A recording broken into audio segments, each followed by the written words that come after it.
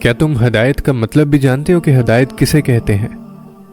ہم میں سے بہت سارے لوگ ہدایت مانگتے ہیں اللہ سے، لیکن ہمارے ہدایت کے کانسیپٹ ہی کلیئر نہیں ہوتے۔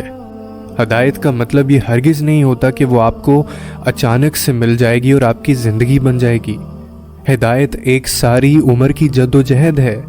ہر دن کے، ہر گھنٹے کے، ہر پل میں آپ کو کچھ فیصلے کرنے ہوتے ہیں، اور ہدایت یہی ہے کہ ہر لمحے میں اپنے نفس سے لڑ کر اللہ کی رضا کے مطابق فیصلے کیے جائیں، اور ہماری خود سے یہ لڑائی ساری عمر چلتی رہتی ہے۔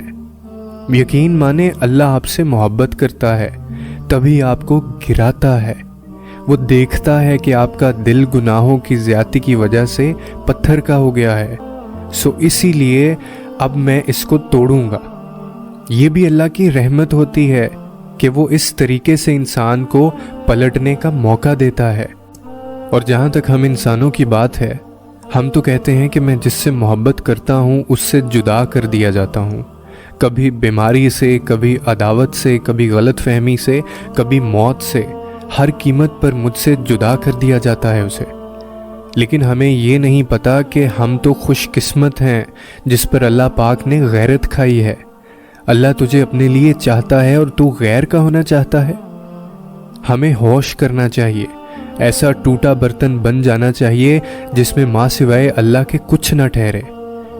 اور جب آپ غیر کے پیچھے بھاگیں گے تو اللہ آپ کو اس کے ہاتھوں ہی توڑے گا، اور جب آپ اللہ کا ہو جائیں گے، اور جب تو اللہ کا ہو جائے گا تو ساری مخلوق کو تیرے قدموں میں لا بٹھائے گا۔ تیرے رشتے، تیری محبتیں، تیری آسائش لوٹا دی جائیں گی، اور جن سے تو محبت رکھتا تھا اور رویا کرتا تھا، اب تیرے لیے روئیں گے، مگر اب تیرا دل ان سے بے نیاز ہوگا۔